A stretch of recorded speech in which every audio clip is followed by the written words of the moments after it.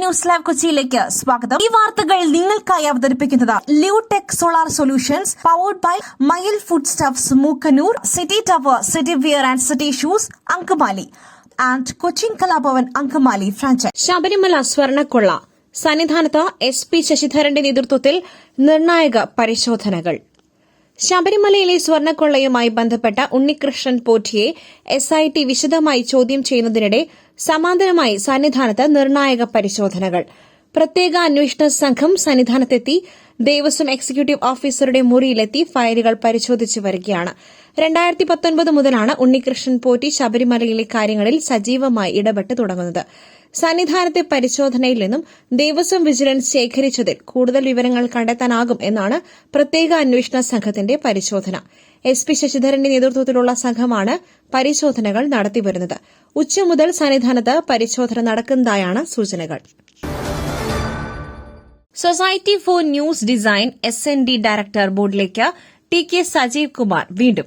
ഏഷ്യയിൽ നിന്നുള്ള ഏക അംഗം. ലോകത്തിലെ അച്ചടി ദൃശ്യ നവമാധ്യമ രംഗത്തെ മാധ്യമപ്രവർത്തകരുടെ ഏറ്റവും വലിയ കൂട്ടായ്മകളിൽ ഒന്നായ Society for News Design director ബോർഡിലേക്ക് മലയാളി മാധ്യമപ്രവർത്തകൻ TK സജീവ് കുമാർ വീണ്ടും തെരഞ്ഞെടുക്കപ്പെട്ടു. Society for News Design board of ഡയറക്ടേഴ്സിലെ ഏഷ്യയിൽ നിന്നുള്ള ഏക അംഗമായി അദ്ദേഹം തുടരും. 2 വർഷമാകും കാലാവധി. ന്യൂസ് ഡിസൈൻ സംബന്ധിയായ ലോകപ്രസിദ്ധ വെബ്സൈറ്റായ newspaperdesign.org എഡിറ്റോറിയൽ ഡയറക്ടർ കൂടിയാണ് TK Sajeev Kumar. Pet detective ചെരിക്കോട്ടുമായി ഷറഫുദ്ദീനും അനുപമയും. മലയാളത്തിൽ നിരവധി ഹാസ്യപ്രധാനമായ ചിത്രങ്ങൾ ഉണ്ടായിട്ടുണ്ട്. ഹാസ്യചിത്രങ്ങൾക്ക് എന്നും പ്രേക്ഷകരുടെ പിന്തുണയും ഉണ്ടായിട്ടുണ്ട്. എന്നാൽ അടുത്ത കാലത്തായി മലയാളത്തിൽ ഹാസ്യചിത്രങ്ങൾ കുറവായിരുന്നു. ഒരു ഇടവേളയ്ക്ക് ശേഷം ഇന്ന് തിയേറ്ററുകളിലെത്തിയ പെറ്റ് ഡിറ്റക്റ്റീവ് എന്ന മലയാള സിനിമ കേരളക്കരയെ ആകമാനം പൊട്ടിച്ചിരിപ്പിക്കുകയാണ്. തിയേറ്ററുകളിൽ മികച്ച പ്രതികരണവുമായി മുന്നേറുന്ന ചിത്രത്തിൽ യുവതാരം ഷറഫുദ്ദീനാണ് നായകൻ. നായികയായി എത്തുന്നത് അനുപമ പരമേശ്വരനും. ഇരുവരും തകർത്ത് വാരിയിരിക്കുകയാണ് തിയേറ്റർ. കോമഡിയും ത്രില്ലിംഗായ ഒട്ടനവധി സംഭവങ്ങളും ചേർന്ന അതിഗംഭീര എന്റർടൈനറാണ് പെറ്റ് ഡിറ്റക്റ്റീവ്. പ്രണീഷ് വിജയൻ സംവിധാനം നിർവഹിച്ചിരിക്കുന്ന ചിത്രം നിർമ്മിച്ചിരിക്കുന്നത് ഷറഫുദ്ദീനും ഗോകുലം മൂവീസും ചേർന്നാണ്. തിരക്കഥ പ്രണീഷ് വിജയനും ജയവിഷ്ണുവും ചേർന്നാണ് ഒരുക്കിയിരിക്കുന്നത്. അനന്തു അജിയുടെ ആത്മഹത്യ കേസെടുക്കുവാൻ പോലീസിന് നിയമോപദേശം. RSS ശാഖയിൽ ലൈംഗിക അതിക്രമം നേരിട്ടെന്ന് കുറിപ്പെഴുതിവച്ച് ആത്മഹത്യ ചെയ്ത അനന്തു അജിയുടെ മരണത്തിൽ കേസെടുക്കുവാൻ നിയമോപദേശം. മരണമൊഴിയുള്ള ഇൻസ്റ്റഗ്രാം വീഡിയോ നിർണായകമെന്ന വിലയിരുത്തൽ. കേസ് പൊൻകുന്നം പോലീസിന് കൈമാറും. പ്രകൃതി വിരുദ്ധ ലൈംഗിക പീഡനത്തിന് കേസെടുക്കാമെന്നും പോലീസിന് നിയമോപദേശം ലഭിച്ചു. ആരോപണ വിധേയനായ നിതീഷ് മുരളീധരൻ ഒളിവിൽ പോയതായാണ് സംശയം. 2 ദിവസമായി ഇയാൾ നാട്ടിലില്ല. നിതീഷ് മുരളീധരന്റെ ഫേസ്ബുക്ക് അക്കൌണ്ട് ഡിലീറ്റ് ചെയ്ത നിലയിലാണ്. അനന്തു അജി ആത്മഹത്യയ്ക്ക് മുൻപ് റെക്കോർഡ് ചെയ്തിരുന്ന വീഡിയോ ഇന്നലെ സോഷ്യൽ മീഡിയയിൽ വന്നിരുന്നു. NM എന്നയാൾ നിതീഷ് മുരളീധരൻ ആണെന്ന് വ്യക്തമാക്കിക്കൊണ്ടായിരുന്നു വീഡിയോ.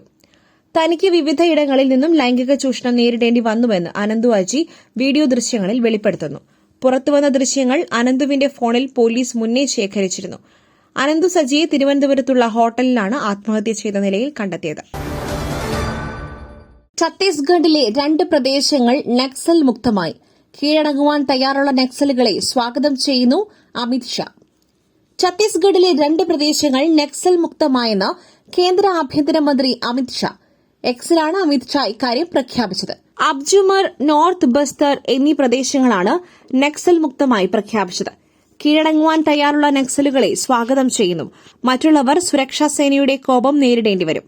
ഛത്തീസ്ഗഡിൽ 170 നക്സലൈറ്റുകൾ കീഴടങ്ങിയതായും അമിത്ഷാ വ്യക്തമാക്കി. കീഴടങ്ങുവാൻ തയ്യാറുള്ളവരെ സ്വാഗതം ചെയ്യുന്നു. എന്നാൽ തോക്കുകൾ ഉപയോഗിക്കുന്നത് തുടരുന്നവർക്ക് സുരക്ഷാസേനയുടെ ആക്രമണം നേരിടേണ്ടി വരുമെന്നും അദ്ദേഹം വ്യക്തമാക്കി. മഹാരാഷ്ട്രയിൽ 61 പേരും ഛത്തീസ്ഗഡിൽ 170 നക്സലൈറ്റുകളും കീഴടങ്ങിയതായും ഷാ പ്രഖ്യാപിച്ചു. ഒരു കാലത്ത് ഭീകര താവളങ്ങളായിരുന്ന ഛത്തീസ്ഗഡിലെ അബുജ്മറും നോർത്ത് ബസ്തറും ഇന്ന് നക്സൽ ഭീകരതയിൽ നിന്നും മുക്തമായി പ്രഖ്യാപിക്കപ്പെട്ടത് വളരെയധികം സന്തോഷകരമാണ്. ഇപ്പോൾ സൌത്ത് ബസ്തറിൽ നക്സലിസത്തിന്റെ ഒരു അംശം നിലനിൽക്കുന്നു. അത് നമ്മുടെ സുരക്ഷാസേന ഉടൻ തന്നെ തുടച്ചു നീക്കുമെന്നും അമിത്ഷാ എക്സിൽ കുറിച്ചു. പുട്ടു രുചികരമാവണമെങ്കിൽ മയിലിന്റെ പുട്ടുപൊടി തന്നെ വേണം. അതിന് ചെമ്പാപ്പുട്ടാണെങ്കിലും അങ്ങനെ തന്നെ. മയിൽ റൈസ് ആൻഡ് ഫുഡ് പ്രൊഡക്ട്സ്, ശ്രേഷ്ഠം സമ്പുഷ്ടം. ശമ്പളം നൽകാതെ 2 വർഷത്തോളം മില്ലിനുള്ളിൽ പൂട്ടിയിട്ട് ക്രൂരമർദ്ദനം. തിരുവനന്തപുരത്ത് തൊഴിലാളിയോട് ഉടമയുടെ ക്രൂരത. തമിഴ്നാട് സ്വദേശിയായ തൊഴിലാളിയോട് മില്ലുടമയുടെ കൊടും ക്രൂരത. ശമ്പളം നൽകാതെ 2 വർഷമായി സ്ഥാപനത്തിൽ നിന്നും പുറത്തുവിടാതെ ക്രൂരമായി പീഡിപ്പിച്ചു. ലൈസൻസ് ഇല്ലാതെ നടത്തിവന്നിരുന്ന ഭക്ഷ്യനിർമ്മാണ കേന്ദ്രത്തിലാണ് തൊഴിലാളിയെ പീഡിപ്പിച്ചത്.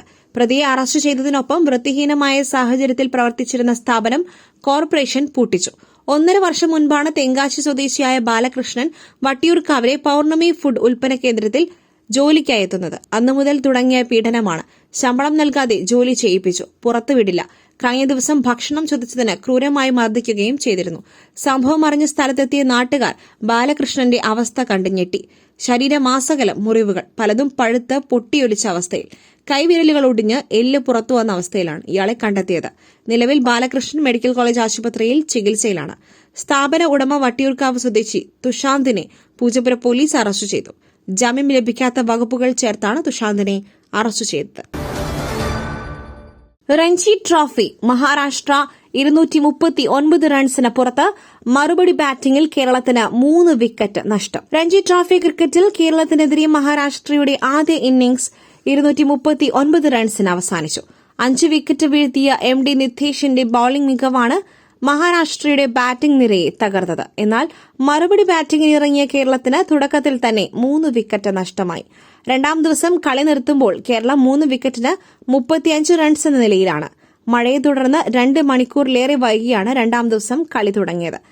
വാലറ്റത്ത് വിക്കി ഓസ്വാളും രാമകൃഷ്ണ ഘോഷും നടത്തിയ ചെറുത്തുനിൽപ്പാണ് മഹാരാഷ്ട്രയുടെ സ്കോർ 200 കടത്തിയത്.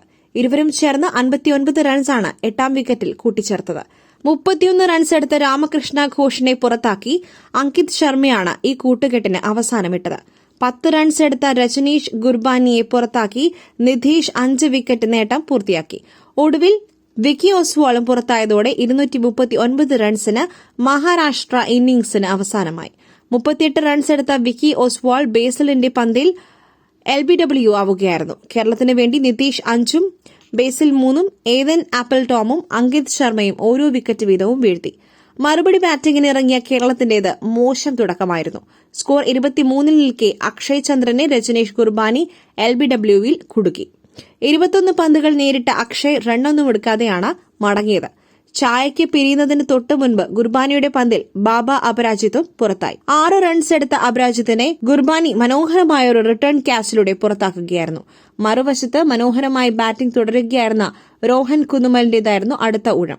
28 പന്തുകളിൽ 4 4 അടക്കം 27 റൺസ് എടുത്ത രോഹൻ ജലജ് സക്സേനയുടെ പന്തിൽ LBW ആയാണ് മടങ്ങിയത്. തുടർന്ന് മഴ കാരണം കളി നേരത്തെ നിർത്തുകയായിരുന്നു. മറ്റൊരു വാർത്തയുമായി കണ്ടുമുട്ടുന്നതുവരെ നന്ദി, നമസ്കാരം.